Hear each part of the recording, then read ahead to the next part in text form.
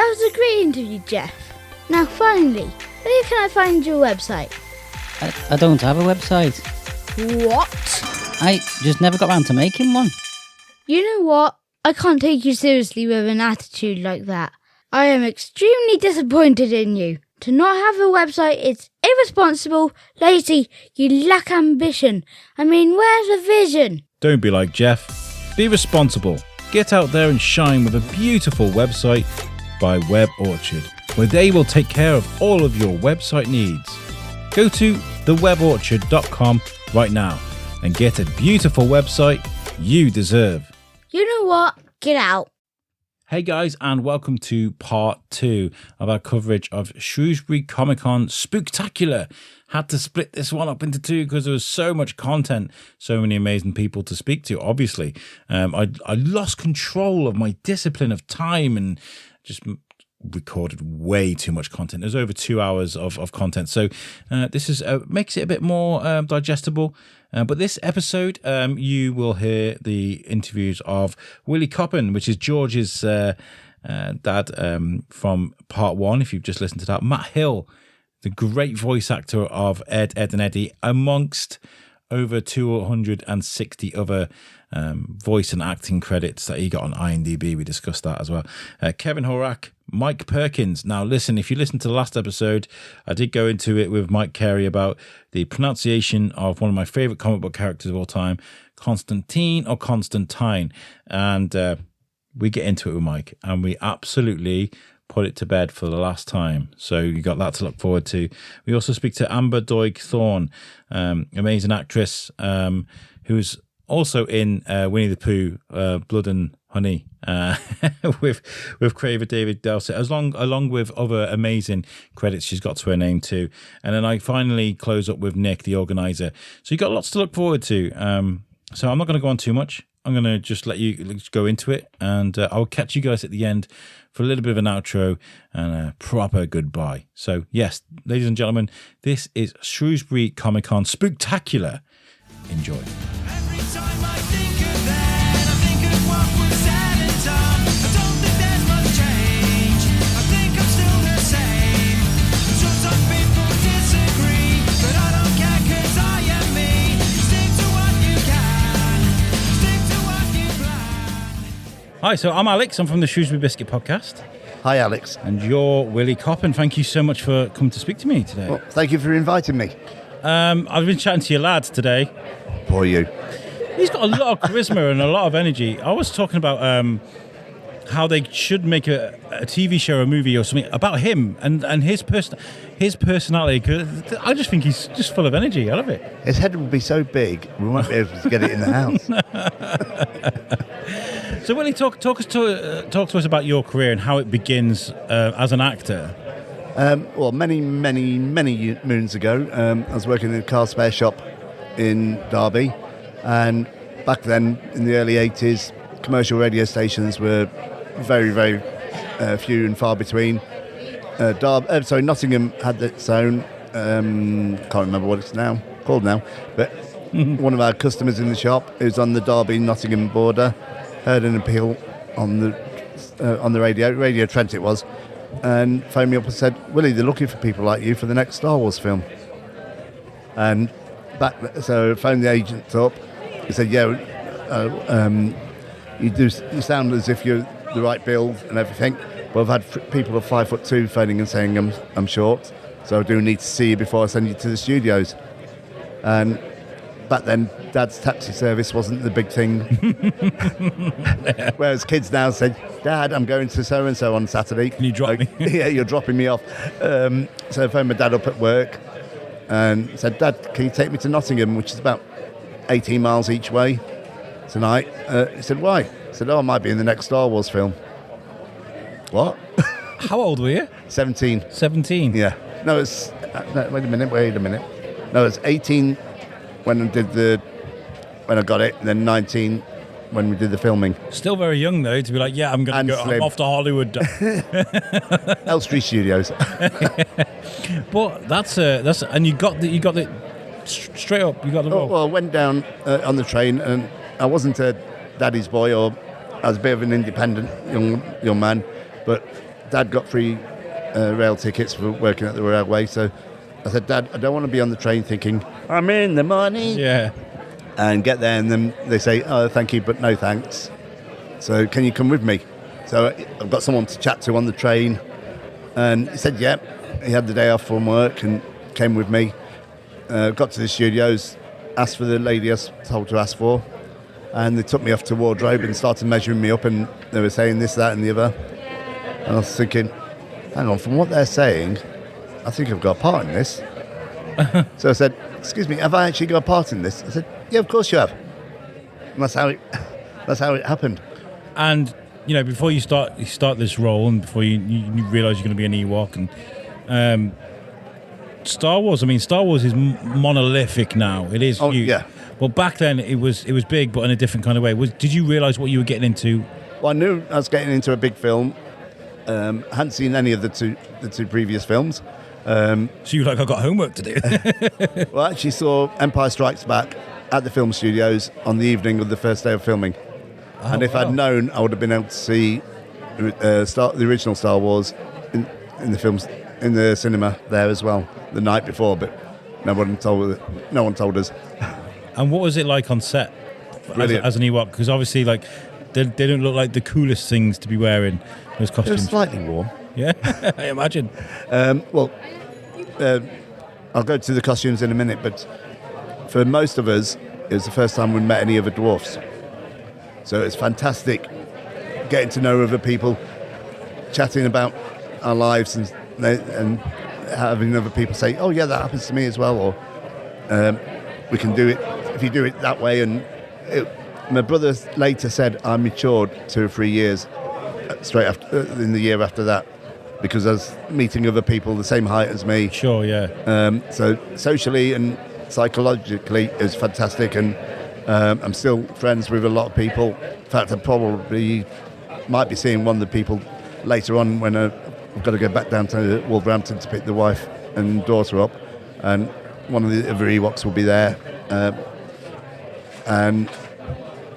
So yeah, it's fantastic. And I suppose, like, when you meet other dwarfs, it's like you guys know what you've been through. You've all lived that same sort of life. yeah, So I guess you can all kind of be like, to turn a phrase, let it all hang out, just relax. You know, just Well, we relax. We chat about things. If there's anything, get things off our chest. I'm obviously a more mature person now. that's a good way of putting that. I love that. That's great. Age-wise, I'll still wind people up if I can. Got that about you. Then we, to the youth, we'll give them advice. Some people will take it, some people won't, but yeah, we talk to the new families, the parents. Oh, this will be what your child's going through, and act as mentors really for them. Yeah. So that sounds like a great experience, being on set with that group of people for the first time. Yeah. But then you got to be on set, and you've got to be like on it, right? Oh yeah. Yeah. They were fantastic. We all did our jobs properly. Obviously, there was a few people going out for drinking in the evenings. So I'm not sure whether they had too many drinks the night before, but there was one day, because of the heat of the costume, I said to somebody, I don't feel too good. And next thing I knew, I was on the other side of the set. They were ripping the costume off me, and Harrison Ford was holding a fan to cool me down. Oh, great kid. You need to, cool down, kid. Yeah. The way he mumbles all of us. Oh, wow, that's amazing. Yeah. So, all the main stars were really nice and friendly. Mark Hamill, if he walked past the room and saw us in there, he'd come in and chat. I was back behind the cameras one day chatting to him, talking about when his wife gave birth to one of the children. They're filming Empire Strikes Back. She was over here, gave birth over here. He sounds like such a nice... I'm a big, huge podcast fan. I've listened to... Yeah, but one of my favourite podcasts was when he sat for like 4 hours and spoke with Kev Smith just about his career. Yeah. Because he just seems like a very down-to-earth guy, do you know what I mean? Yeah, it sounds like it. I know I've read things about the way he does autographs now, but then he was a really nice guy. There's a lot of that at the moment. I think, was it Mark Hoppus from Blink 182 came out, somebody was like, "Can you sign an LP?" And he was like, "Name 3 songs off that album," and they couldn't. So he was like, "No," because people are selling them on, aren't they? Do you know what I mean? Yeah. So, That's a good idea. you know what I mean? Yeah. So you're on set as an Ewok. You've passed out. But were you happy on set? Did you enjoy your time? We had a fantastic time. There's one scene I did. I thought, yes, I'm going to know exactly where I am, because obviously you got these eyes which are steaming up, so you can't always tell exactly where you are. And, there's a lot of movement and dancing and everything. But then in the scene where we're about to cook Han Solo, all the main characters had to be carried into the village because they'd just been caught in the net. And so 4 of us carried Chewbacca with about 30 or 40 foot up in the air on the set. Very rough ground, terrain, because it was all logs and eyes steaming up, big padded fur. We had to go around a corner and down the ramp with this 7'3" guy hanging off a pole, which is on our shoulders. And down the ramp, we had to, if we were sort of 1 foot to the left, would have missed the ramp, and then they cut it. Oh no! Yeah, that bit we didn't see. Maybe there'll be an extended version one day. Yeah, but can you imagine how many pictures I'd have? Yeah. On Yeah. that's me. Oh, bless you. Yeah. And that matters, I suppose. It really does, because like you're a big part of cinematic history, and Yeah. because they've cut those bits out, there's not much left to show of that, right? Yeah. It's one of, obviously they've got to do a lot of editing, and the way the film came out, it was obvious that they weren't going to show everybody being carried in, but it's just a shame for me. Yeah, absolutely. Did you keep the suit? No. I was a good boy. You didn't keep anything off set, you weren't allowed? No, you couldn't, you had to hand it all back. And one of the other lads, Brian, he believes that, or he heard that they're all burnt. Oh. But I do know that one of the Ewoks, she did keep her hand, Oh, right. and she sold it a few years ago. But Worth it was a a case penny. of, here it is. Money in the- Literal backhander. Yeah. Yeah, see? So you've done Star Wars, right? What does that do for your career moving forward as an actor? Do you go back to working, or do you go become a full-time actor? Well, I went back to the shop I was working in. In fact, last year I saw my old boss. I thought my mixer broke then. I was like, oh my God. Right, so you go back to the store. Yep. And then I did one day on another film, which is a very arty-farty Richard Burton film called Wagner's Last Dance. That was at Shepperton. Managed to get filming on a Saturday. And then the following year, 83, I went over to Munich for The Never-Ending Story. So I came back.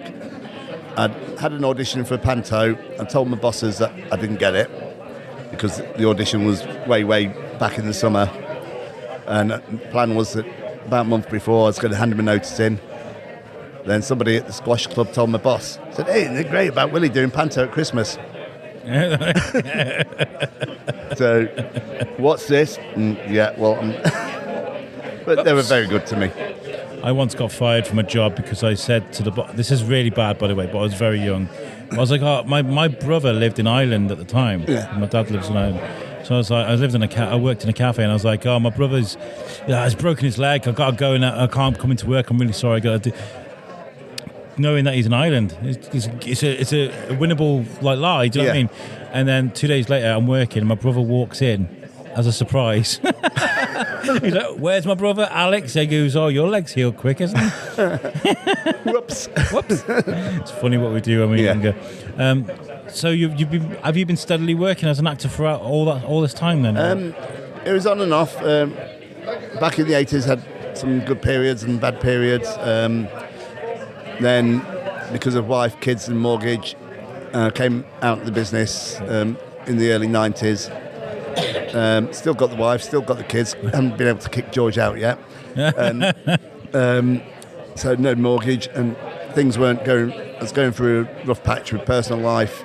Not the wife, but there's other things happening, and Life is turmoil. It really is. Yeah. And where I was working at the time, I wasn't getting on very well with the customer service manager. Yeah. And it's a case of getting close to either me leave or be booted out, and so she wanted us to tell the customers, the phone up and supposed to order online. Can't do that. Get your manager to do it. Still can't do it. Tough. You can't get any uniform. Oh, anything else I can do for you? When you tell them you can't do the very thing that they're phoning up for, or guiding them somewhere, and then saying there's nothing else I can really do for you, but can I do anything else? And I thought it was a petty. But I love this about you, is that it's not all about being in front of a screen for you. It's like you want to be happy with your family. Yeah. And you want to go and live your life. And that's great, because speaking to George earlier, he was like, the roles he said I'm a perfect father. Pass. No, Good job he's not actually here. I was asking I hate him. to think what he would have said. I was asking him whether you were coaching him or kicking him up the arse every now and again to get the roles and stuff like. And he was like, "Well, Second one." He was like, "Christmas is my time to shine." He was like, "I don't feel guilty about doing the pantos. I love doing it. It makes me money." So Yeah. there is a bit of like us on the outside of your guys' world. Yeah. We don't know how the morals lie. We're between yourselves. Like, is it bad to go for those roles? Is it hypocritical? I mean, like, he's like, I don't care. It pays the bills. Like, Well, Snow White is an iconic story. Some people would say it's outdated, and maybe it could be updated. But it's a bit creepy, isn't it? It is a bit. It's like, there's this girl sleeping. I think I'm just gonna kiss her. Like, I mean, from what they've said about what I've heard about the new film, where the princess has got a bit of oomph about her. Perhaps Panto needs to have the princess having a bit of oomph, because nowadays, if you say, "Oh, the lady's got to wait for the man to come and save her and take a whisk," you'll say, "On your bike," or words to that effect. Yeah, was it? It was Mary Sue. Mary Sue was the term for that, where the guy, I forgot the name, the term for it, where the guy always comes to save the woman. Like, is all that. I mean, I've just spoken to a murderous, slasherous Winnie the Pooh. I mean, times change. Yeah. When things come into the public domain, I mean, a couple of years ago, I did do a film which is hopefully going to be a concept film for this young filmmaker, and it was the opposite parallel to Snow White, where Snow White isn't the nice little princess. She comes and lives with the dwarfs and tries to kill them all. And I turn around and call her up just before she. Snowfall by any chance? Snowfall. How have you heard about that? I'm the biggest fan of Snowfall. Your lad told me about it. His face dropped. He was like, "How did you know about this?" I was in shock, isn't it? It's. I mean, right. I call her a beep beep just before she chops my head off. Okay. Yeah. I want to see this. Yeah, I really see it's, it. as I said, it's a young filmmaker. He's having to raise the money himself to finance everything, and at the moment it's getting everybody together to do all the editing, which is taking a lot longer than he expected. So if there's any financiers listening to this that want to see Willie get his head cut off in a movie, Yeah. there's an opportunity there to fund this And you need project. to tell people they're beep beep. Willie, it's been great to chat to you today. Thank you, and Honestly, you. I hope you're enjoying this Comic-Con today. Are you having fun? Yeah, we're having fun. It's a bit quiet sales-wise. There's a lot of people walking around, but they're not opening their wallets. I think the problem. Open your wallets. I think people are a bit twisted about what to expect at a Comic-Con now, because you've got like the big MCMs and the big ones. Yes. I keep saying MCMs. There are other brands available, but it tends to be all the Netflix and the Funko Pops and the shiny plastic things, rather than like you got Mike Perkins over there. Yeah. You got some amazing comic book artists here. People that have been there. You've been there. You've touched it. You've smelled it. You've hung around I'm with the Harry real Fisher. thing. Do you know what I mean? Like you were fanned by Harrison Ford. Yeah. Like, yeah. So- I mean, at the time on Jedi, you didn't realise it then, but obviously later on when you read Carrie's book and the film, it was at the height of her substance abuse.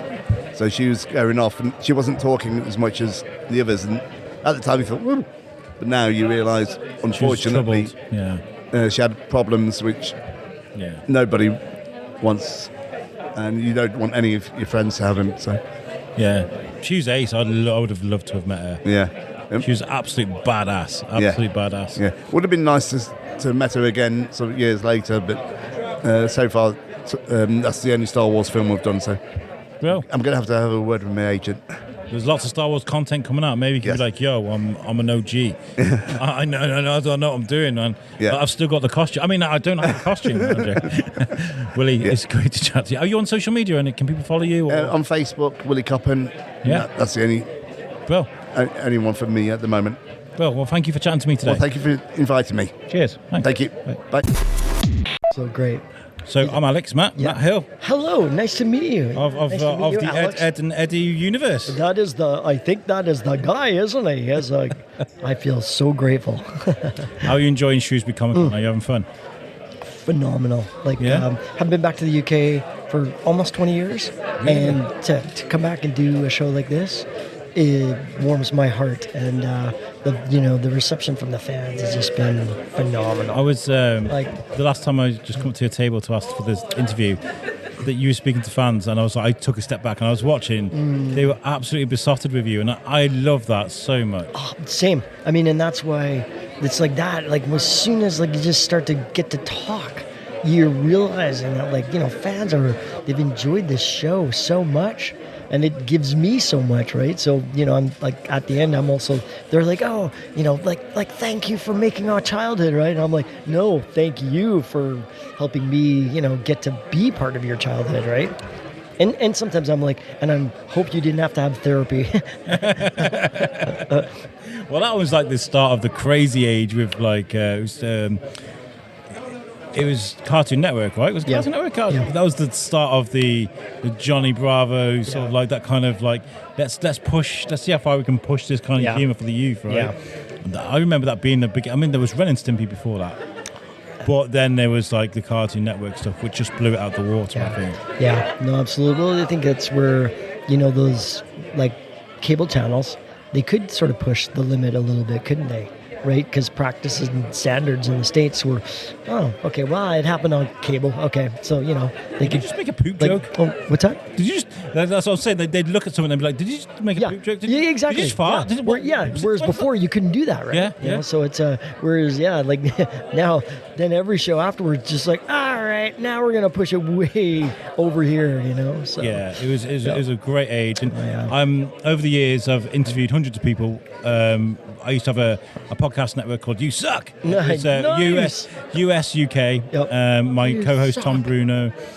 We've interviewed voice actors like Charlie Adler's a good friend of ours. Has been on the show a couple of times. Charlie. God. I've got so many hilarious stories about him. What a character. So we did this 24-hour charity podcast called Pod Aid. Yep. And I created a watershed because it's 24 hours live, hour-long guests. Yeah. And I was like, after 9 o'clock, there's going to be no swear. Before 9 o'clock, there'll be no swearing. After 9 o'clock, we can go nuts, Yeah. We created that moment. Charlie Adler was on at 8 p.m. before that. And he couldn't get on the studio. He's backstage on the virtual studio. He comes live in front of the whole world. He's like, what the F, Alex? I've been effing backstage for effing ages. What the hell's going on? And I was like, hi, Charlie, we're live. He's such a great guy. I love him so much. Absolutely. What the point I'm running to is you guys raised us. You're like you're all our dads, honestly, because TV was such a big part of our lives, and you were the characters, you were the voices in our heads. Yeah. You must get lots of people like that. It's funny that that's the theme, right? People coming up saying no, for real, you were such a massive part of my life, and growing up and those important years, and and I've had some people are like no, for real, you made us laugh when we didn't have any friends or we didn't feel like we belonged. We had this posse we would always come back to, and we'd watch at Ed and Eddy, and to me, like I say again, they say thank you to me, and I say thank you to them, Where does it all start for you, though? Where do you step into this world of voice acting? Because It seems to me, like after speaking to someone, it's a bit of a click. It's hard to get into. It's not easy, is it? Well, it's funny. It's. I always believe. I mean, I'm telling people like I'm older than the sun, so get in early, right? So I started when I was 13. I got incredibly lucky in the beginning, like getting a live radio show that like once a week we would record across the country. So I kind of really learned my chops really quickly, and at the same time, it was such an amazing experience to then be able to jump into animation, because back then, the city that I grew up in, Vancouver, in Canada, was really coming on as a major film and recording, area to do business. So I got to like literally grow up with all these other guys and gals that were crafting these characters and these roles. And, so in many ways, that was my greatest learning curve, right? Was, falling on my face, trying to reach for a new voice and having like 8 or 10 other voice actors go like, you suck, right? And then you make it better and they're like, okay, now it's funny, right? So it was like basically like the first version of, like, what is it? Be funny or die. Yeah. Yeah. And, I guess I was funny enough that, thank God I got, cast in a bunch of those shows. I'm just on your IMDb now. 162 credits you got on. Is that what I got? Whoa. 160. I'm kind of a big deal, aren't I? No, I'm just kidding. But that's incredible Wow. work. You must be constantly working every year, like, what's next? What's out now? What can we work on? Like, Yeah, it's funny, and it goes in waves, right? Like it'll be like, I'll be so busy that I'm literally running from studio to studio to studio, and then it'll be like this big pregnant like pause, and it'll be like, oh, okay, I can take a break for a bit or whatever, and then the pause maybe lasts a little longer, and then just before you think it's all over, get another show. Bam. Right? And so I mean, when you're as old as me, kids, you're 100 years old, that's what happens, right? It's all these different seasons and, ways of doing shows and stuff. So it's... when's the moment you realized you'd kind of made it as a voice actor? What's the moment, the first... Well, I'm in my 45th year right now. Yeah. And you telling me right here on this podcast that how many shows have I had? 162. Oh my God, I've had 162 shows. But yeah, I mean, it's like, I gotta be honest with you, I didn't actually know. And that's not including the individual episodes. I mean, Super Noobs, 96 episodes. Tobot, so 74 many. episodes. Keyblade, So many. Beyblade Burst, 92. Like, you've done... I mean, that's a lot of work. I mean, how does that work? Well, where I feel really grateful too is like that, getting the privilege to be a part of so many people's lives. That's what's continued for me. That's my fuel now, because I know every time I get to meet people who have supported the shows, that's why I give them such a big hug or just say thank you, because you've helped me have an incredible life sharing my voice, right? And the thing that I learned early too is, they pay you to go and have fun, to learn from some of the best people to ever work with, and they bring you lunch. So I'm like, are you kidding me? It's the best job ever. And you have an affinity with these people as well. I mean, like... Well, I realized too, I had to receive the gift. Because for a lot of time, like all actors, we just want to get another gig. So I'd be grateful for the shows that I was on, but I didn't actually make the connection when people would say to me, no, for real, your voice or this show helped me believe in myself. It helped me feel like I was part of a group. It helped me get through a really tough childhood or through high school or through... So I think in a way... And like that, where lots of people have said, just coming in and knowing like Cartoon Fridays was on as an example, they knew that was their constant, right? And so I'm like, well, thank you for letting me be a part of your constant, right? Because that's that's not, man. My kid gets up now and he watches YouTube on a Saturday morning. Yeah. Mine was like Turtles, Inspector Gadget. Dude. Yeah. It was, what else was it? It was... Gargoyles. Yep. It was Biker Mice from Mars. It was like the golden age of cartoons for me. Yeah. And it was just there. It was available. Oh yeah. Oh yeah. No, it's well, and I believe every generation kind of has that thing, right? Because like right now, it may not be the classic, Saturday morning cartoon lineup. on Cartoon Network or on ABC or on NBC, but it's the classic lineup on YouTube, or it's the classic lineup on. You know what I mean? Whatever right? it is, yeah. Yeah, so it's, everybody, every youth is finding their niche, right? Have you or the people that you work for have you noticed any changes in the way content is created now because of this short form entertainment that people are obsessed by? It's even more so.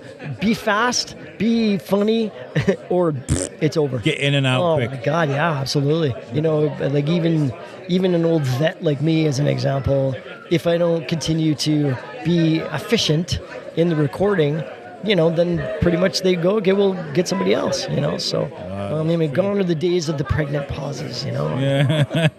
So, what are you working on at the moment? Are you working on anything new? Yeah, I've got a couple. Unfortunately, for this purpose, I've got a couple of NDAs that I'm working on. Understood. So I'm working on the new Frisbee movie right now.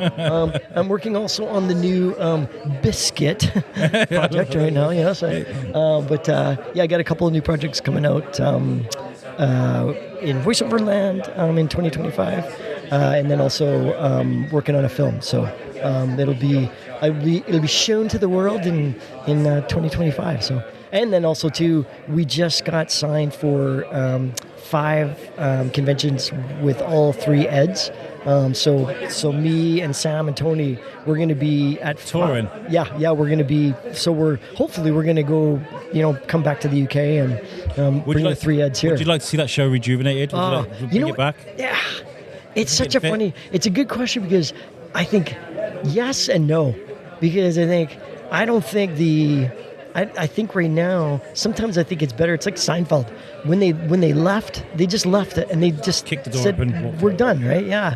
And I think with Ed and Eddy, it's the same thing. I think, personally, I just think there's it just wouldn't have that same. I mean, don't get me wrong. If they said, "Hey guys, we're doing a reboot of Ed and Eddy, would you like to?" I'd say, like, "You bet your sweet Bippy, sign me up, mister." Yeah. But you know what I mean. But I think right now, I don't know. I don't know if it would fly. I don't know. I remember interviewing Billy West a few years ago, and I said to him, because Futurama ended in such a beautiful, poetic way. I remember asking him, would you come back and do another one? He goes, I don't think they would. Yeah. But they did. Yeah. And it's like, it didn't have the same sort of, because it lost its momentum, it didn't have the same oomph. Yeah. So, but I think Ed's would be the same way, right? Because it would be, I don't know, there'd be something about it that's just kind of not there, right? Because it's 25 years later. You could do some fun stuff. Right. I remember Rob Paulson was doing his Behind the Tunes podcast thing where he was doing it.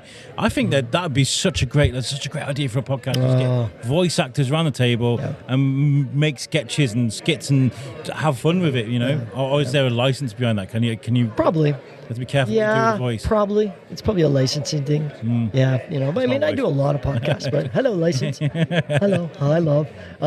But I think it's because we are in such a different age in terms of like social media and instant hits and things like that. So careful. And so I think and us old timers like me, I'm too stupid, right? So he'd be like, just keep feeding him, giving him some work, get him to the studio in time. When he passes out, just send him home. That's kind of my schedule now. It's like, guys, I gotta go pee. We've got Teslas now; they can just take you, drive you home. Yeah, exactly. Well, Matt, it's been awesome.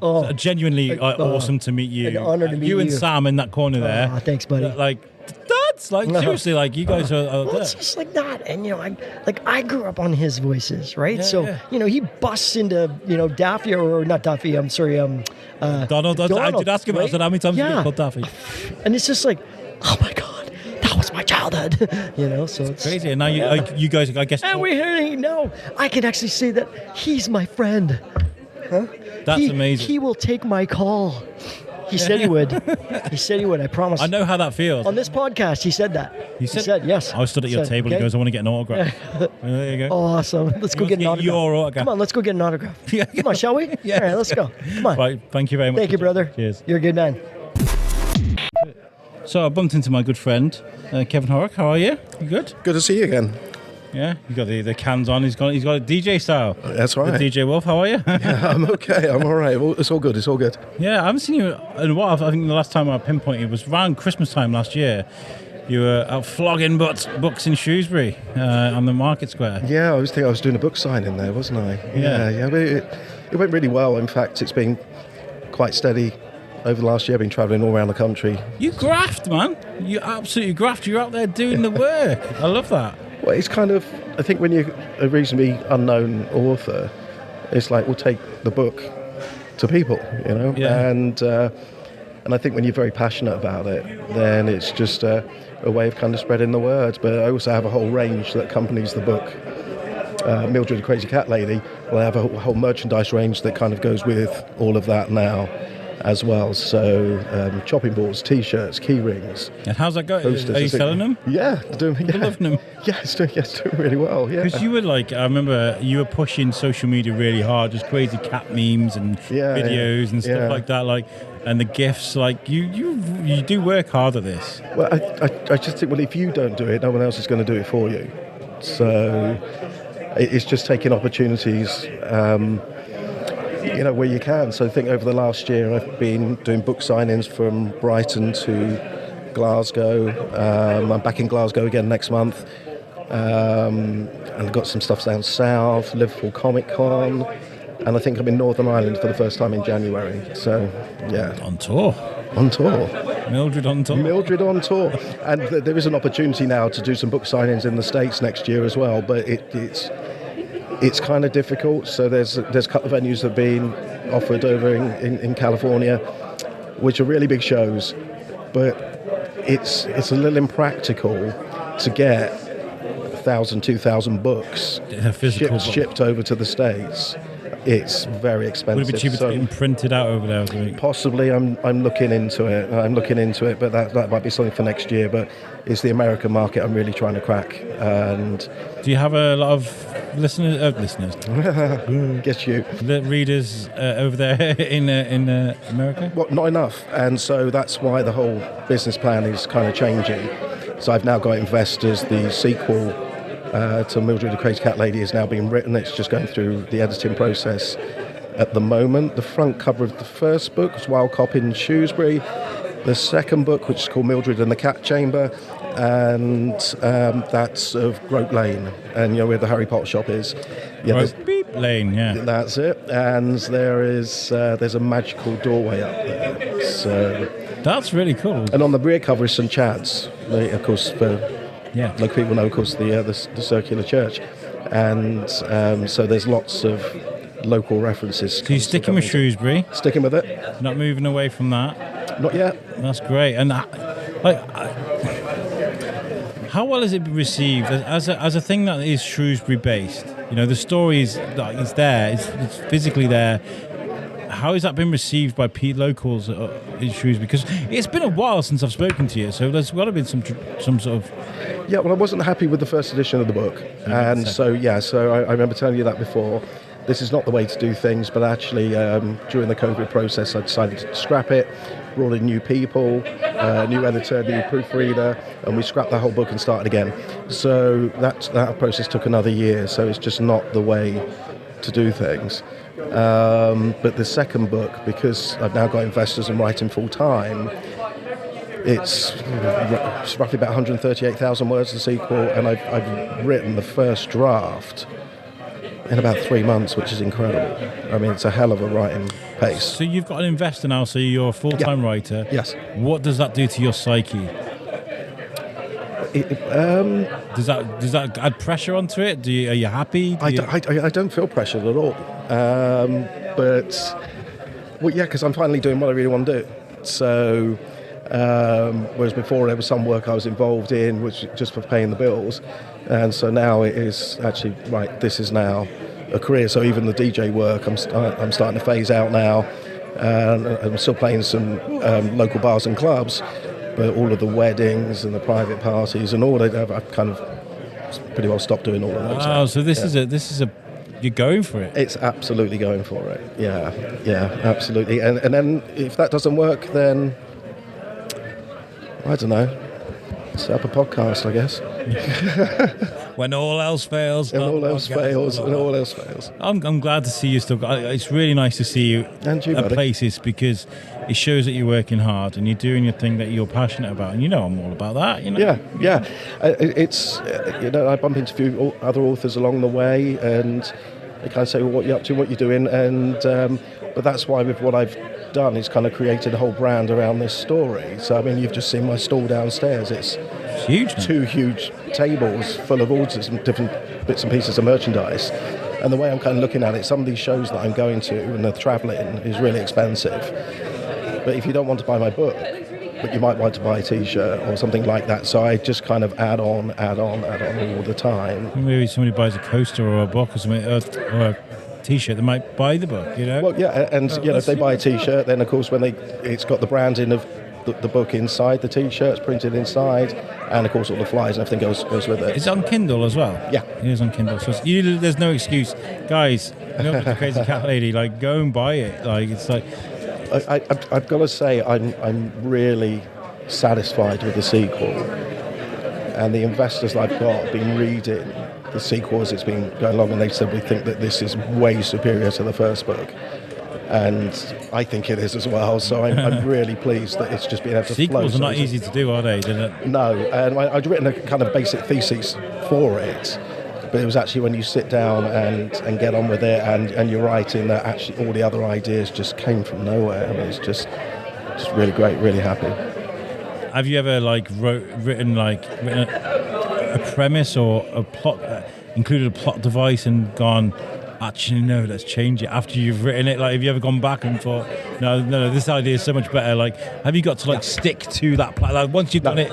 No, and because if you've got doubts about it, then that's you're going to listen to your inner self, kind of saying, well, if you don't think that's quite right, or if you don't think that's appropriate, then other people might feel the same. So yeah, if I'm in that process, many times I've scrapped ideas and then created new ones. So yeah, you have the thesis to give you guidance, but step out of it and step away from it if you need. So now you're happy in a place now where you're going to write the sequel and you're not going to write a second edition afterwards. Like you're happy. No. The editor, the new editor I'm working with, the new proofreader I'm working with are excellent. Brilliant. And both female, and because it's pretty well all female characters in the story, and I think that's, as a male writer, I think it's important to get. Am I giving these people the right voice? Yeah. Yeah, exactly. Yeah. And so. Yeah, I have no qualms, when the editor comes back and says, I think we should do a little bit more with this and not with this. And yeah, absolutely, you've got to take that professional advice on board. Fantastic. I'm glad to see that you're moving forward with it, because it shows that you're onto something. You're onto something, and I could tell that from you a while ago. You're like, this is good, man. It needs a bit of momentum, and now it's getting it. Well, hopefully so. But it's a lot of work, and what I say to other authors when I'm kind of speaking to them, that it's such a massive time process and such a commitment, and it's also incredibly expensive to do these things. Yeah, of course. And travelling around to the shows that I do, and some of these shows will cost over 4 figures when you take all the accommodation, travel, and everything else into account. So you've got to take a judgment view. Okay, I need to do this much to break even. And well, the money. I was having this conversation with my wife the other day. The idea of something is sometimes more important than the thing itself, right? So the idea of this book, some producer out there sees it when you're in America or something, and they're like, oh, actually, he's onto something here. That's the idea, and it can snowball. That is what you're exposing yourself to when you go to America and do that. You may make a few quid and you'll sell it, get some new readers. But if somebody sees that and they see the potential in it, that's where the money lies. Well, yeah, because there's no point. First of all, a lot of potential authors procrastinate, and they'll put up barriers to kind of say, well, I don't want, and they'll take absolutely ages to write something, and then find an excuse almost not to either try and get it published professionally or self-publish. So they try and find excuses as to why not to do that, so they procrastinate about it and they'll sit on it for years. Whereas I kind of take the view that actually go out there and do it, go out there and meet people, because no one's going to come to you, and there's no point it being picked up 50 years after I pegged it. You know, that's no use to me. Yeah. So, you know, let's just try and make it work. Bro. Keep plugging. I love that philosophy because I am a procrastinator. I'll look at something and be like, I want to do that, I want to do that, I want to do that. And then as I'm doing the one thing, I'm thinking about something completely different. And then I just think, and then if I'm doing something, I'm like, am I doing that right? Imposter syndrome is a big thing for me. Am I like... So you don't strike me as a procrastinator. I do. I'm with You Suck, I look back, right, You Suck when I was doing that. Yeah, of course. I changed the logo 4 times. Because I was like, is that right? Why isn't this that? Why is it yellow and black? Really? Let's use the American flags. American flags are a bit too I think too much about what I'm doing as I'm doing it, you know. And it's not necessarily a bad thing. No, you're just trying to drive to get something right, but you're still doing things. I am. You know, so a proper procrastinator won't get anything done. Yeah. You know. There are things with the biscuit I feel like I should have done more, and I probably couldn't. Yeah. Still do it. Yeah. But I'm kind of like, but do people want it? Is it the right? And yeah, so there are probably things I should be doing, and I'm not. And at the moment, I've been kind of treading water, if I'm honest, with the content because of stuff going on in my life. But like, I am now in the full swing of things. I'm back. I'm doing this. I'm enjoying it. This has made me realise this is the most important thing for me. Like, this is my therapy. This is what I love to do. It's what I'm good at, you know, so I'm going to keep doing it. And of course, you've got a perfect face for radio, haven't you? Absolutely. Yeah. Absolutely. So people see my face and like, that guy. I've started doing some of the reels and stuff now with my phone, and that's the first time in a while because I hate doing stuff like that. Yeah. But this has been fun here today, and there's some really good people here. And have you spoke to Mike yet, Mike Perkins? Yeah, I'm saving him for last. Yeah, because he's like a music box. Once you ding ding ding, he goes. He's a good guy. I like Mike. Yeah, I like a really decent guy. Yeah. He's a guy you can have a proper intellectual conversation with and have fun. Yeah, well, you know what I mean? You can't do that with me. No, absolutely not. No, right. Okay, right about cats, mate. I think we're done here. Lovely to see you, mate. And you, buddy. I'll see you soon. Cheers. Oh, yeah. Before we go, where can people follow you? Right. Okay. So on all the usual socials. Website is KS Horak. That's HORAK. KSHorak.com. Catchamber.com, which is to do with the secret society in the book, and Facebook. I don't really bother with Twitter so much now. I deleted mine. Mr. Musk is viewpoints. It's not even the right wing thing because that kind of exists anyway. But it's kind of like it just got weird. You could write about anything, like literally, like I like the color blue, and then they'd just be like on the comments, and you're like, how, why, what? Yeah, so I've kind of really given up with that. But Instagram, but the Facebook page for Mildred Crazy Cat Lady is probably the most popular. Well, so I think it's about 5,000 or something like that on there. So give him a follow, buy the book. Cool. Absolutely. Peace out. Bye. So I'm Alex. I'm from the Shrewsbury Biscuit podcast, and thank you for joining me, Amber. Do you want to introduce yourself and what it is you do? Yeah, of course. So my name's Amber Doig-Thorne. I am an actress, mainly known for doing horror films. I've played leading roles in about 31 independent feature films now, which is really cool. Started out doing a lot of horror, branched out into like sci-fi, rom-coms, dramas. Now I'm doing a bit of everything, but I'm probably most well known for the Winnie the Pooh Blood and Honey horror film. Where Winnie the Pooh is a serial killer. That was a lot of fun to film. I've been chatting to Craig about this because it was very controversial. I remember doing I think I was a guest on a radio show or a podcast or something, and they were like, bring obscure news. And I was like, oh my God, you're not going to believe this, right? But they're making a horror movie out of Winnie the Pooh. And that's kind of like how the world took it. They're kind of like, but it's created a hell of a following, hasn't it? It has. It's wild because it was made on a shoestring budget. Like we shot over 8 days for a feature film, which is insanely quick. For a budget of, I think, £25,000. It took in £6 million in the US box office. It was number 1 in the US box office. We're in cinemas around the world. I went to the world premiere in Mexico, the European premiere in Amsterdam, and I thought it was going to go straight to DVD. So that was quite a surprise for me. I was talking to Craig about one of my favourite movies of all time, just because of how just ridiculous it is Velocipasta, made by Brendan Steer. He's been on my show before. Great guy, but I love just how like we can't afford to make a car explode. So they went outside, and they were like, bang, and they put like a graphic saying, insert VFX. I kind of rate that, though. Exactly, right? I feel like there's something to be said about like the horror movie fans that can kind of read between the lines and enjoy their time.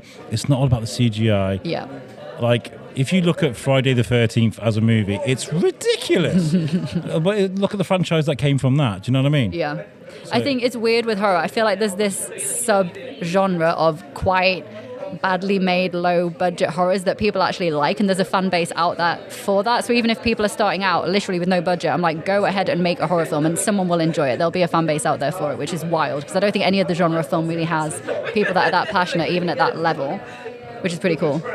And as an actress starting out, or you want to make a name for yourself, you know, when you start and star in something like that, is there a danger of you kind of typecasting you into those silly sort of roles, or do you actually see that as a way of progressing? So I think a lot of the cast for Winnie the Pooh, Blood and Honey hadn't really done a lot of acting before, so I imagine for them that would have been a genuine concern, and I can see why. For me, I'd already done about 25 feature films by that point. I'd worked on over 80 productions, so I feel like I was safe. Good. Doing horror, I definitely feel like for a while I was put kind of in that pigeonhole of being like a scream queen, but at the end of the day, I love watching horror films, I love acting in them, so that's not really a problem for me. I'm like, that's a win. But yeah, I have been really lucky over the last few years to have branched out, still be doing horrors, which I never want to stop because they're like my bread and butter and I love them, but doing more, starting to branch out into like thrillers and then sci-fi thrillers, and then eventually one day I'll just be doing like period dramas probably. I haven't got a bloody clue. Period drama, that's it. I was talking about the Mike Perkins just about Batman in the 1930s. I was like, it's a kind of, what's that genre? Period drama. Yeah. That is like the upper echelon of like act, like that. It's complete opposite to horrors. Exactly. Yeah. That's kind of like, it depends what you're doing, I suppose. If you're doing some like Oliver Twist, oh my darling, yeah, kind of, I don't know. But I mean, what is the kind of best role for you? What do you play the best? What's the thing that just rolls off the tongue for you? So I think I've always been really attracted to like strong female characters. So there's 3 roles that I would love to play. Oh. One is Wonder Woman, one is Lara Croft Tomb Raider, and one is Snow White, just because I'm like, they're all insanely strong female characters with like really cool backstories, but also I feel like they don't need any men, you know, like they can kick ass by themselves, and I respect that. Yeah, I love action comedies, and I really want to get into more action comedies. There's not that many that are like female driven, and I kind of got my start in comedy. So my parents are from a creative background. They wanted me to get kind of a plan B to go alongside the acting just in case things didn't work out, which very logical thing to do. Yeah. So went to university, studied theoretical physics, kind of ticked that off the bucket list. Parents were happy. But yeah, I completely lost my train of thought. I got distracted thinking about space. I've just been talking to Craig about blooming space photography. Strong women roles. He was talking about, yeah. Yes. So yeah, it's one of them weird things where I started making like comedy sketches and stuff, realized I love comedy, but again, I feel like there's not that much comedy at the moment for women, or if there is, they're always looking for like stand-up comedians and not actors, which is weird. So it's something that I feel like comedic roles I'd like to think I could do quite well, but also they're just not out there. Like, they're not casting for people that aren't stand-up. I think when it comes to media and how it's talked about at the moment, there's like a huge eye-rolling misogyny about things at the moment where, oh my God, Linkin Park have got a female singer, I'm going to be abusive about it. Yeah, ridiculous. I just honestly, as a guy who's a very liberal enjoyer of just the arts in general, like it makes me really annoyed, like, because I think women can kick ass just as much as any guy. Do you know what I mean?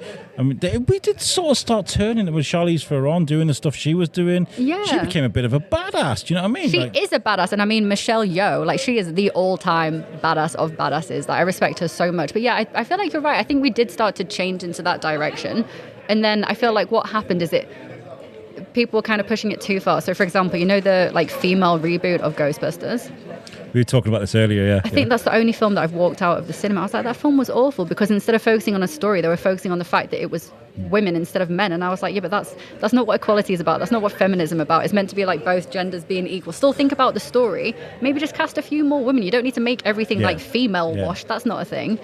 But that's what's happening now. My show is all about equality and bringing everybody into the universe. But I was just talking about the Depressing City Ghostbusters about that movie. I was kind of like, there are parts of the original Ghostbusters movies that make me feel like I wanted to be their friends. It was like guy humor. Yeah. Do you know what I mean? And then they kind of flipped it where it was like it was now women and they were making women. And it was kind of like, I can see why a lot of people would have been annoyed with it. But not just that. It was terrible writing. It was really bad writing, you know. Yeah. I feel like there were opportunities missed to make a strong female lead cast there. They could have done it so well. And I feel like the cast itself were great. I was like, those are all actresses that I love. I think you hit the nail on the head. It was bad writing, but I also think, I don't like slamming other films, but I think it was just lazy. And they just thought, okay, we're just going to stick 4 women in and then the women are going to love it without giving them like any character development. Like Chris Hemsworth was like what normally women look like to the male gaze. I feel like they'd just done that to him, but in like a jokey way. And I was like, this makes zero sense. I don't understand what they're trying to do with this movie. Like, there's so many directions you could have done this with female leads. And it could have been amazing. Laugh at the penis. Look at the penis. Laugh at the penis. Literally, I was like, what is this humor? It was just weird. So yeah, that's the only film I think I've ever actually walked out of the cinema. I was like, I can't watch this. It was so bad.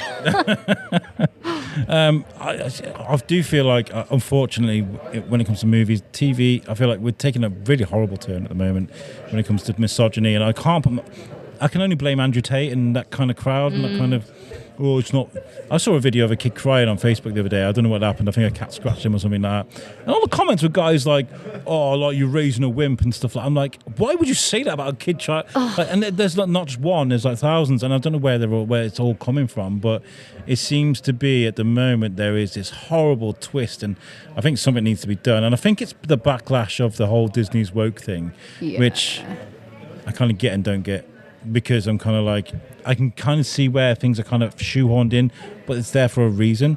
Yeah, I feel like with the whole woke thing and with Disney, I think it's difficult because I think it's really important to like be inclusive. Absolutely. And diversity is really important. And I do think, especially as an actor, I've seen it over the last few years where it was trendy to be white. And like my friends that were of different ethnicities, they were being overlooked just because of their skin color, which is the most ridiculous thing ever because half of them are more talented than me, more experienced, and yet they were getting less work because they weren't white, which is wild. So I'm glad that it's turned in a way, but some of the woke things absolutely baffles me. Like I was reading an article yesterday and it was saying about the new Disney Snow White film. Now, Snow White, it's literally in the character description, in the stories, that her skin is white as snow. It's just a description of who she is. But then they cast a Latina actress who is a phenomenal actress. I love Rachel Zegler. I think she's great. But she was saying in an interview, obviously we've changed Snow White's origin story and backstory and where she came from, and we had to change all of this because I'm not white. And I'm thinking, yeah, but that's the character. You've now completely changed that character from the Brothers Grimm days, the Disney days, to make it more woke. But it was literally in the name. Like, I don't understand. I feel like that's taken it to a bit much of an extreme. But just my opinion. No. I think you're right. I feel like we've got to tell the stories as they're made. And if there are opportunities to create content for, I mean, George Coppens just walked past, and we were just talking about Snow White actually, because it was like, can dwarfs or little people do those roles now without being like called hypocrites, or does it? And they're like, he was like, no, I'd have loved that. That's money out of my pocket. He was like, they've CGI dwarfs into that role. When I saw that, I was like, they've just sabotaged the whole film. I think it's like, for example, when there's actors that are in wheelchairs, they can't play able-bodied roles. So then when studios cast able-bodied people in wheelchair roles, I'm like, what are you doing? Like, no, that's wrong. Like, casting like people who aren't dwarves in dwarf roles, and then like I think they did it for Snow White and the Huntsman, and they just CGI'd everyone, and I was like, this is so messed up. I just think that's a bit weird. I'm like, why are they doing that? There's no need. So there is an opportunity there. Obviously, there's lots of opportunities with movies and TV to kind of offer those strong women roles. Is there anything that you've worked on recently that kind of does portray, people get to see you in that role? Yeah, I would say so, actually. So I filmed a short film with Sony at the beginning of this year called Hestia. We filmed it at Pinewood Studios against their virtual LED screens, which it's basically like a smaller version of the LED screens used for like The Mandalorian. So that was really cool. I think I was actually the first actor in Europe to act in front of these new screens. Is that the same one they used for 1887 with the boat? Is it 1887? 1917? Wait. The one with the ghost story with the boat.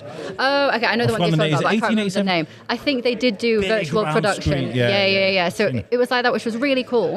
And it was basically like a one-hand. I was playing this astronaut that is traveling to Mars. She's on a spaceship by herself, and then her ship gets hit with space debris, and she's basically got like 7 minutes of oxygen left. And it's like, what would you actually do in that time? But it was like a really strong female character who was an astronaut and really intelligent and a scientist. And that's the first time I've kind of got to play a character like that, which was really nice and a refreshing change. And it was amazing shooting at Pinewood with Sony. It was like a half practical set and then half like virtual extension on the LED screens, which was really, really cool. I felt a bit out of my depth, like small fish, big pond, but it was really fun. I really enjoyed that character, and we're looking to turn it into a feature as well, which will be really exciting. I've been around smaller independent production sets. I've kind of watched things being filmed and interviewed people on set and stuff, and I know that they're quite daunting places, especially when you're expected to walk on and just go. There's no like, have you got your lines okay? There's like, ready, scene, go. Like, how is that for you? Like, especially if you're like trying to impress, or there's somebody there that you know what I mean. You've got to be on your ball, haven't you?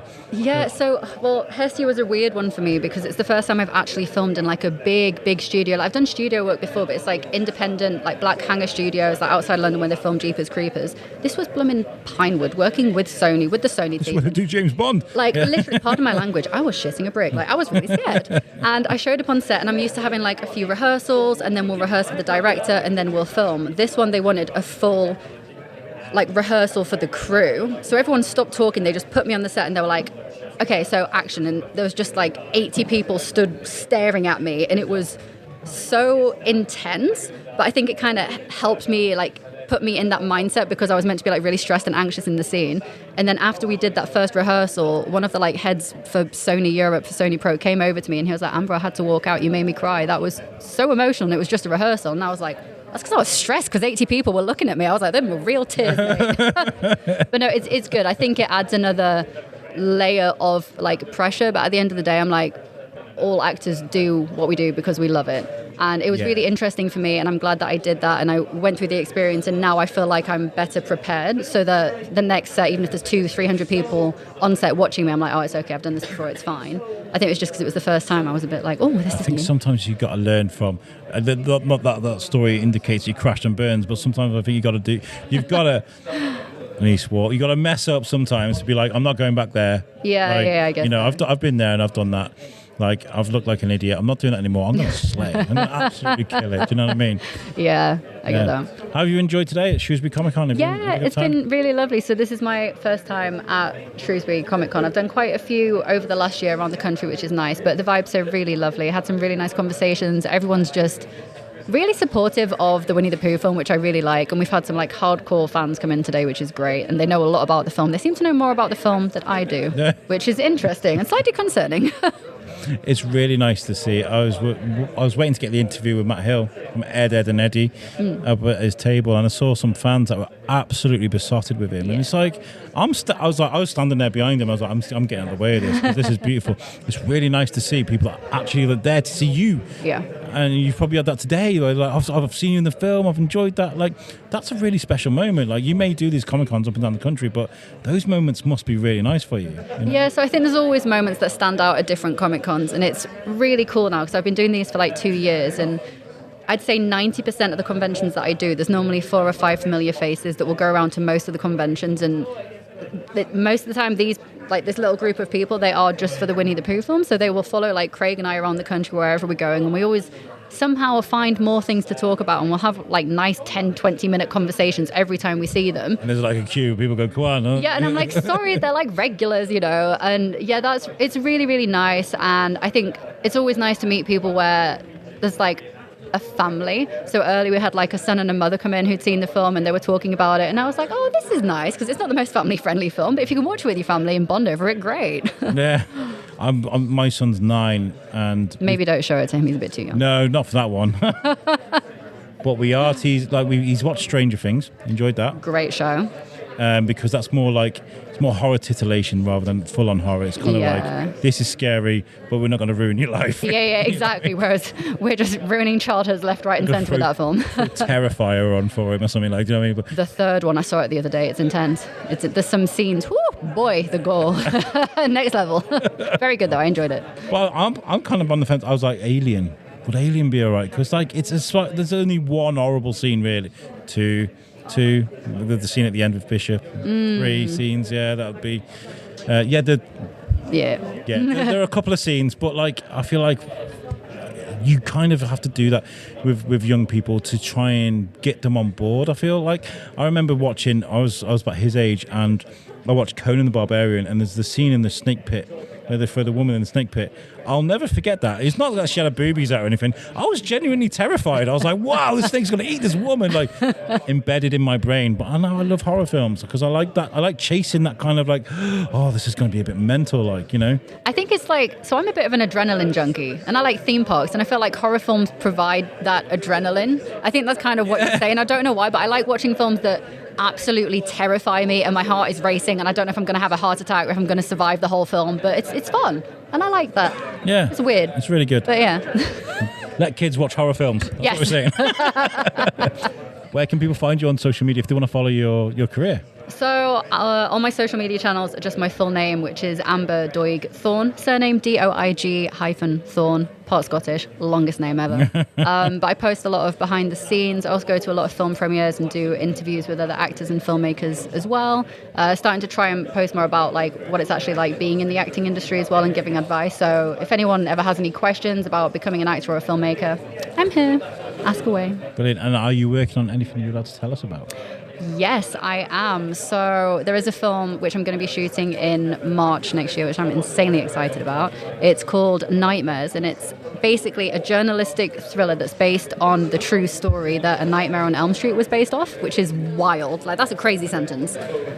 So I'm not going to go into the details, but long story short, Hold on. Vietnam War. Yeah, I know, bear with me. It's a weird one, right?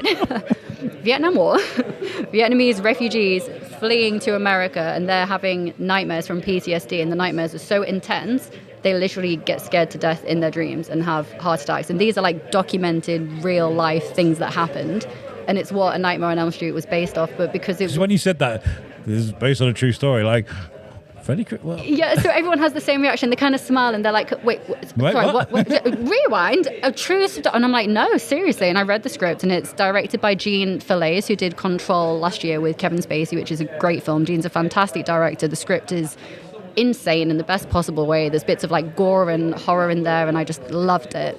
So yeah, I'm really excited for us to start filming on that, and hopefully the film is going to be bookended by scenes with Robert Englund, obviously, Freddy Krueger, so that's going to be really cool. he's come up so many times today. I'm not surprised, isn't that Because fun? there's this real thorn in my side. I was meant to interview him in Cardiff a few years ago. It was for Thor. It was for Thor. I had a podcast called Thor's Kin Podcast. Yeah. And I was meant to go down on the train, and something horrific happened on the trains, and I couldn't go down. So I missed out on speaking to him and Spike from Buffy as well. I was going to get him to, yeah. Robert Englund, though, wow, what a great person to have on board. Yeah, so obviously he's like a horror icon. So when I read the script and I saw there were these scenes, basically the film starts with like someone playing Wes Craven talking to Robert Englund, and Robert's saying like, I find it a bit weird to get into this character. Like, Freddy's just so strange. Where did you come up with this idea for the story? I need to understand this a bit more. And then Wes is like, okay, well, it all started, and then it goes like back in time to when that all happened in real life. And then at the end of the film, it kind of goes back to them again, and they're talking about the character. And I just think it's really well written. But I mean, I think they're still in discussions with Robert's agent, but I hope he gets involved because that would be amazing. And then for any Nightmare on Elm Street fans, obviously it's just like another kind of spin-off with that character and that story, which would be amazing. Well, we haven't had an awful lot from that franchise, really. So this will be something really exciting. This is why I'm excited. Nightmares. Nightmares, yeah. Brilliant. Well, make sure you follow on social media. Make sure you get involved. And where are you going to any Comic Cons? Like, I'm going to be coming towards the end of Comic Con season. Yeah, now. I need to check my calendar, but I know I'm doing Hull Horror Fest on the 26th of October. I think I'm in Portsmouth on the 9th of November, and then the last weekend of November, I think I'm doing Gloucester and Reading, and then probably one more on the 1st of December, and I can't remember which one that is. So there's quite a few more that I'm doing this year if people want to come down and say hi and ask me any weird questions about Winnie the Pooh, Blood and Honey.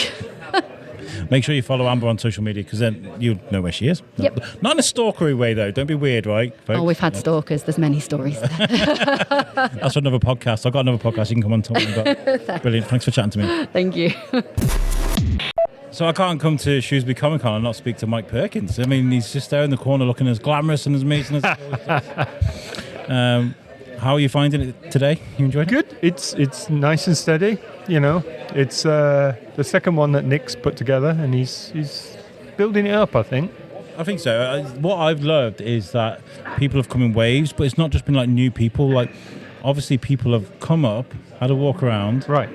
maybe gone downstairs, maybe gone for some food somewhere, Yeah, yeah. and then come back in with their Well, it's been a stamps, lot you know? more steady because the last time they sold out the tickets online, Yeah. and they didn't have any available at the door. So everybody who bought stuff online came in the first 2 hours, Yeah. and it kind of deadened out towards the end. But now it seems to have been a lot more steady throughout the day this time. Yeah, I've really enjoyed. We need to do this next time with the bringing the podcast here rather than last time I flitted around with the microphone. Yeah. And whoever didn't get spoke to. Whereas now I kind of take my time, Right. and really relax and lean Right. into it a little bit more. Right. And you can put your drink on the table. That's good. I'm having a pint, guys, because I was explaining to James Warman, who is doing a brilliant job with photography as Right. always, that sometimes these things can You be get thirsty. yeah, I get first. I have to wind myself up socially. Right. Do you know what I mean? Like, Yeah, some people yeah. got social battery. Yeah. Like, so I was like, oh my god, I got to get all these interviews, and there's Donald Duck over there. Yeah. You know what I mean? So now I've got all those interviews in. I'm kind of like, have a pint. You know, there's a bar right there. Yeah. It's great. How's your year been? You've been very busy. So Very busy. Yeah, we finished Batman. Then I did a Swamp Thing Poison Ivy one shot. That comes out in a couple of weeks. Then I'm going to do Freddy the Fix, which is a creator-owned book with Garth Ennis, who co-created he created The Boys, which is flying high on Amazon at the moment. So we're kind of hoping that will develop into something else. created by the guys that brought you. Yeah, Boys. there you go. Oh, that. So And Mike Perkins. it's a great concept. It's basically, in Hollywood, if Leonardo DiCaprio screws up, yeah. somebody will come and make it go away, kind of. The guy from Pulp Fiction. Yeah. The Fix. Yeah.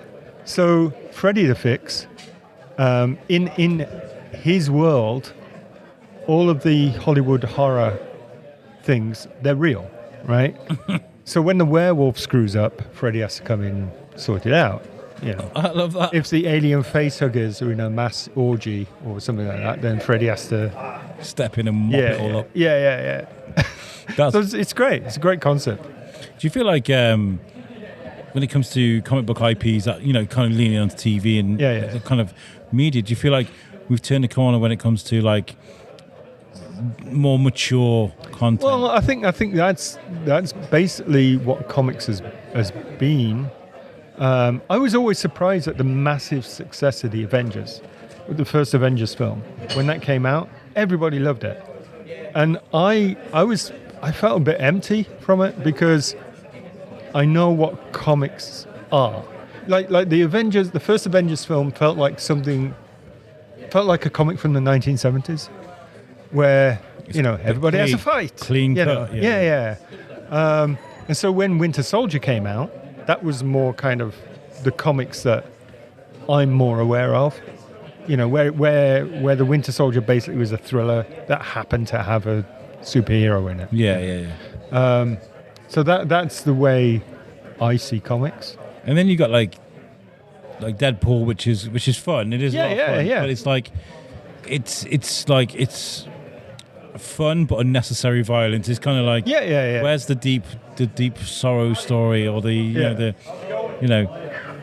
almost like you almost yearning for Batman. Like that, it's kind of because you need that kind of. I feel like when you get older, I did think Cassandra Nova was a great villain in the new one. I thought she was fantastic. I thought the acting was really good actually because she was really condescending. Yeah. The eye rolling. It wasn't like your typical "I'm a bad guy." It was kind of like that's the tone of it, and I love that. And I did love Welsh Paul as well. I thought he was great. That's a sore subject in this football ground. Paul Mullen. Not allowed to mention him here. Yeah. Ground to swallow you up. Sorry. I've had lots of these conversations about, I grew up in Wrexham, right? Yeah. And, Shrewsbury fans don't take to that very well. So you finished with Batman now. That was a resounding success. Totally. The DC usually want to see that. I mean, they want to see a good seller, which it was, but there's a strong attrition in comics after the first issue. Like sales drop usually by about half, and then then they slowly drop. That makes sense. But the sales were consistent, so that's what DC really want to see. They want to see a consistent sale across the thing. Right. So there wasn't really that much of a drop in the sales. So we'll see what we're currently trying to persuade them about a sequel. So we'll see what happens with that. I feel like maybe it's like it's historic now, isn't it? It's like it's what do they call it? It's the historic movies and stuff. It's a timepiece. What's it called now? I'm losing words. I've used so many of them today. But it's like you can now look back and think, what would Batman look like in the 1930s? And now there it is. And there's Peaky Blinders intrigue. There's kind of like right. And what I'm saying is, we should make this movie. Like, we should do this. Like, I think so, because I think those times is like a lot more brutal. Oh yeah, a lot more brutal. You're talking about studs and the boots and stuff. Oh yeah. Totally. Film it in Shrewsbury. It's all there. Film it in Shrewsbury. It's all there in the comic. In the film group. So when you see these other artists around you, I've seen Dredd here, things that other IPs that maybe you've worked on. Are these like people that you know? Well, yeah. I mean, Nick asked me, who do you recommend? Okay. So got people. Yeah. And because it was a horror thing, I definitely recommended Mike Carey. Because I've worked with Mike a few times. Nice guy I interviewed. Oh, man. We always get on so well together. And we always inspire each other when we're working together. Like we spark. So that's a wonderful thing. And I've known Mike Collins for ages, and I thought he'd be a good guy to get up because, he has that background of he works on Doctor Who and Good Omens and, all this kind of stuff. So, people are interested in that stuff, And then Patrick lives in Cardiff as well, so it was nice for them both to come up. And I've always loved Patrick's work, so... but he's not called Mike, unfortunately. He's not Mike. So you chose all the mics. Yeah. You brought all the mics. I brought the mics. You brought the mics. See how this is going? Yeah, quite ironically, on our panel, there was no mic. I mean, there was no actual mic. Okay, well, we need to change that. Absolutely. Okay, so I was mad because I had a spare recorder and microphones in my bag. They could have recorded all the panels today. Right. Maybe we do that next time. I'm chatting to the Black Ink Comics guys over there. Every year, every time I've seen them now, they're kind of going forward a little bit more. Is it nice for you to see I've seen this stuff. It's like proper grunge 90s. That's what you'd see in like record stores and stuff. When I was younger, like that's the kind of stuff like you don't see enough of these days. Right. That black and white. Yeah. I love it. I love their little zines. It's fantastic. Fanzines. Yeah. I know they're putting so much work into it. Yeah. And pushing it and the cons. It's great. The passion. Loved it to see. Yeah, totally. So you think this one's been a success? What would you change? What would you add to this Comic-Con next year? What would you like to see? Obviously, microphones in the panels. I think basically you need to grow it steadily. You can't push it out as this big thing. I mean, you can do, but you will probably lose a lot of money doing it. Yeah. Shrewsbury's a difficult place to do something like that because, like here, it's great because you've got the free parking, but you don't necessarily have the passing trade. People are coming here to go to the convention. Yeah. If you're in the centre, you've got a lot of passing trade, but the parking it's not great. And or the venue. There's not really a lot of places. Yeah. In the centre. So it's actually, I was talking to Nick about it yesterday about areas where you can do that, And this seems to be the best venue as long as people know that it's going on and they come here for that specific purpose. Multiple floors because it's not like a massive MCM warehouse thing. Right. But there's like multiple floors. It works. It does work. Yeah, I've really enjoyed it. When you don't know the people and then you put a bit of research into it. Actually, Yeah. you know what? That's Donald Duck right there.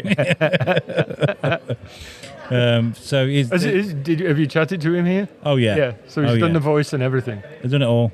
Did you try to do it yourself? No, because I did ask him. One of my questions was, how many bad Donald Duck impersonations do you see every day? He goes, I get spit on everywhere I go. And he gets called Daffy an awful lot. Apparently, God! There's this big thing in America, the Renaissance Festival, and they're good fun. It's all medieval dress and all that kind of stuff, and they're massive. They're really big things. But I used to go there and hear. I never heard so many bad English accents in my life. And I can just imagine. Yeah. I can just imagine what it is for him. Yes. Everybody thinks they can do a Donald Duck voice. I used to think I could do it, but I can't. I really can't. Yeah, you can't. No, definitely can't. I did. There was a disclaimer before I did it. Can't do it. Well, Mike, it's always a pleasure chatting to you, mate. Yep, sure. And I hope I know you don't do it for the money, but I hope you've had lots. You did have a massive queue earlier. Yeah. I came over to grab the other mic, actually. He wasn't at his table, but I was like, right. Jesus Christ, Mike Perkins has got a lot of people. And then I went away. They're all paid for. Came back. Great. Then I came back to get Matt Hill. Yeah. And you had another queue. Yeah. All I wanted to do was look for your book, and there's a Constantine picture. Well there. done. You got it right. I might give it to you just for getting it right. Well, I was like, I've broken him. Just got a new job. I don't know if I can afford 50 quid for it. You have to hide that one away from me, okay? Mike, it's great to see you. I wish you the best with everything you're working on as always, and I'll definitely see you at the next one. Yeah. We see each other quite a bit, don't we? Yeah, for sure. And when I can announce other stuff, I'll let you know. Yeah, I still wanted to redo the round table thing that we did before. Yeah. Get loads of comic book artists and writers around one table. Just go into it. Yeah. And we can find out what this world is like, what it was like, what it is like now, what you want it to be. Because we were talking about the oversaturation of like Disney Plus at the moment, right? And I was talking to Mike actually about like maybe I thought Marvel would have learned their lesson about oversaturating their own market, right? Because they've done it before and nearly died. Yeah. It's not easy. Yeah. That's a whole other discussion. Yeah, absolutely. Right. Nice to see you again, Mike. Cheers. All the best. Right, I'm going to hit record because I was just saying I'm having a celebratory pint. This is my second pint. But because I've had a good day. When I look at an event like this, I think, how am I going to get around all these people? I did it. Right. I mean, I didn't get around everybody, but the people that... I've had a really good day. Brilliant. Organizer Nick, hello. How's your day been? My day's been very, very busy, but it's been good. Lots of happy, smiling people. Lots of people very happy to be here. Lots of people having a good time. So yeah, I'm really happy with how the event's gone. It's been smooth. It really has been smooth. Like, I think the best way to explain it is it's not been too hectic. Yeah. It's not been too quiet. Yeah. It's been really just like casual. Like, you know what I mean? Yeah. I think because in April we sold out, didn't we? And I think because of that there was a rush at a certain time of the day. This time we were able to increase ticket numbers. So yeah, I think it's been, I'd say, steady through the day. People have been having a really good time and enjoying themselves. I was chatting to Mike Perkins over there. We were talking about how it was a good time. He was enjoying it, and I was saying like, what do you reckon Nick could add to this? And he was like, with an event like this, you can't grow too quickly because like you do that, you leave massive gaps, especially financially. Yeah. So you got to grow slowly. But if you're looking at this now and you're thinking, oh, maybe we could have had this, or maybe, is there anything that you'd change for next time? Not that you need to, because I think it's good. Put me on the spot, why don't you? Yeah. I think I'd probably try and get a few more vendors in. I did have a waiting list for this one. And I have been talking to some steampunk people who do like steampunk vehicles and that sort of thing. So That's a really cool idea. yeah, so I'm thinking about maybe if one happens again next year, then I'm thinking about potentially inviting those guys along. What I would like to propose to you live on the podcast is Thanks. again for anyone, but if I could get a mic up on the panels, we could do these interviews that we normally do, Yeah. and we can record the panels as well as they go, so that and then I give them to you. Do you know what I mean? Like you'll then have content that you can use to drip feed throughout the year for Shrewsbury Comic Con. That sounds good to me. I was toying with the idea of videoing the panels, That'd be good. but not quite sure how that would work. But I think, taking Mike's advice and growing slowly, I think that perhaps inviting you guys into the panels would be a good start for that. Yeah, I think so. But I've loved it. Honestly, I can't say enough about it. I think it's the perfect, and finding the perfect balance for something like this isn't easy. You can't have too many vendors. You can't have too many comic book stars. You can't have too many, because then people will go, oh, it's just all anime. Or it was all just this. It was all just that. How long does it take you to find the right balance for this? And is it just you, or is there a team of people doing it?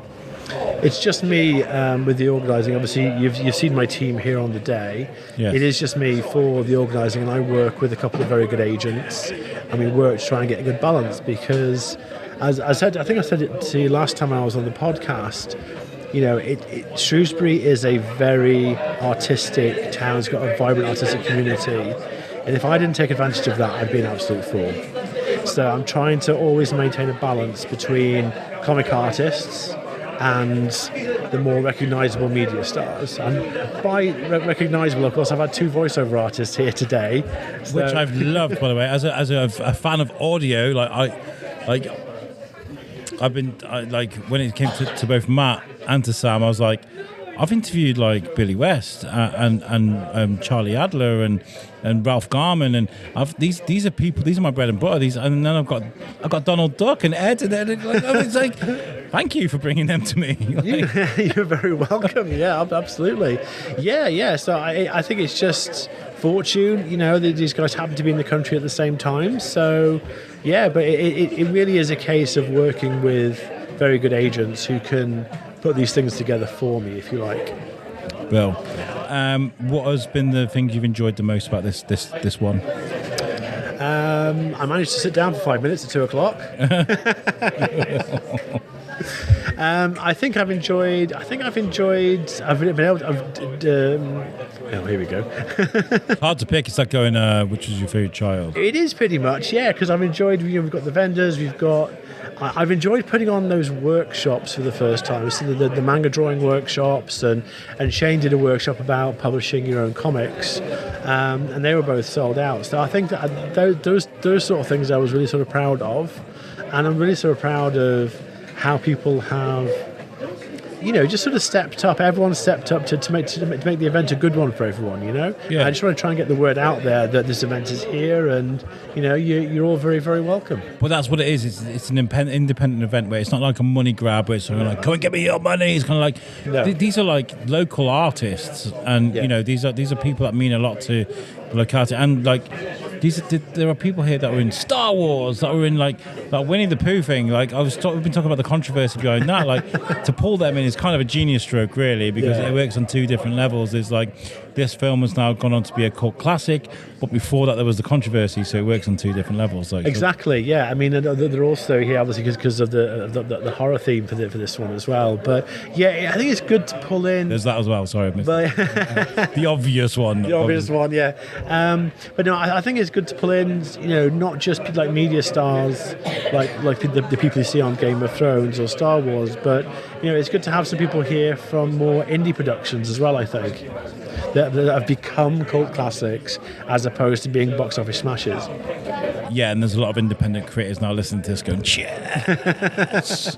Yeah, I mean, if they want to get in touch, I'm sure you'll have my contacts on the podcast page. Absolutely. If you do want to take part in Shrewsbury Comic Con next time, which is, do you know, have you got any idea when the next one is? No? Not yet, no. I'm thinking roughly in the summer for next year. For the next one, get in touch, and we'll put you in touch with Nick, and I've loved having this studio here today. You're fantastic. You're very welcome back again. Because last time I felt like I came in here, I was like, blah, blah, blah, blah, with a microphone. Whereas this time I took my time and I had a good walk around and I got to know everybody. And I saw the Preston City Ghostbusters again, which I love flirting with. They're great. So thank you so much for letting me come. Honestly, it's been really good. You are very welcome. It's great to have you here, and I look forward to hearing the podcast or podcasts. Either way. Yeah, we're going to see how it goes. We might do the one, we might do the two, depending on. I've done some very lengthy interviews. I think I spoke to Amber for 25 minutes, so we'll see how that goes. Brilliant. Right, thank you so much, Nick. And thank you to everybody that's been involved with this Comic-Con. Listeners, make sure you stick behind, because I'll do a bit of an outro afterwards, but thank you so much for letting me be a part of this. Very welcome. Thanks, Alex. Cheers. And there we go. That is the end of our coverage of the Shrewsbury Comic Con Spooktacular. That's it. That's all you get, right? So off you... I'm joking. Look, before I properly sign off, there's something we need to cover that we didn't quite put to bed, and that was how did the old Constantine thing end between myself, Mike Perkins, and Mike Carey? Well, I'll tell you, as I'm packing up, right, Mike comes over with a piece of art that was in his book on his table that I've been salivating over. It was really nice. I love Mike's art. I really am a huge fan. And him and Mike Carey had signed a piece, and he's like, I'm going to gift this to you if we have the understanding that from this moment forward, it's Constantine and not Constantine. And I was just like, done deal.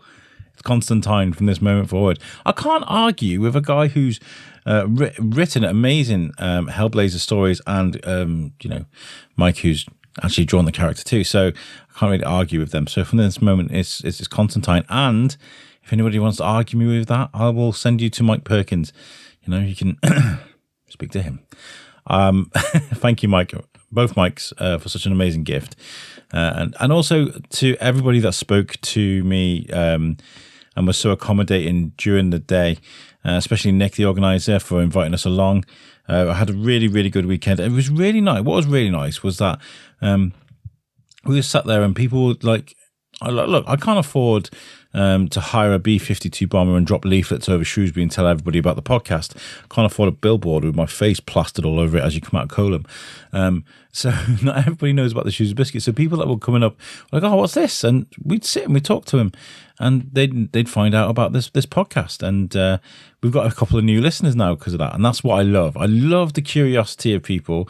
I love conversation. Conversation for me is like bread and butter. It's amazing. It's like, that is what keeps society moving, is what we talk about, right? That's really important. So yeah, had a really, really fantastic time. And look, if this is your first time listening to the podcast, make sure you give us a follow. We're on Facebook, we're on Instagram, and we're on TikTok, but you can find out more on our website, which is the shrewsburybiscuitpodcast.co.uk. You can listen to the podcast there, and you can find out everything you need. And that's lovingly made for us by our sponsors, which you heard at the beginning, Web Orchard. This was fantastic. Had such an amazing time. And you know what? We're going to do it again. If Nick says we're going to do it in summer, we'll be there. All right. So I'll bring the microphone along, and we'll do it more so. Okay. We'll do more. More than the 2 episodes that we did today this time. I've loved it. I really have. And I hope you guys have too. So thank you again for listening. I'll catch you on the next time, which is I'm going to be speaking to Claire from Colours of Shrewsbury, who is a girl that's got her ear very firmly to the ground when it comes to Shrewsbury and what's going on. And she's one to watch. And she's definitely one to listen to next week. So I'll catch you then, folks. Have a great time. Peace out.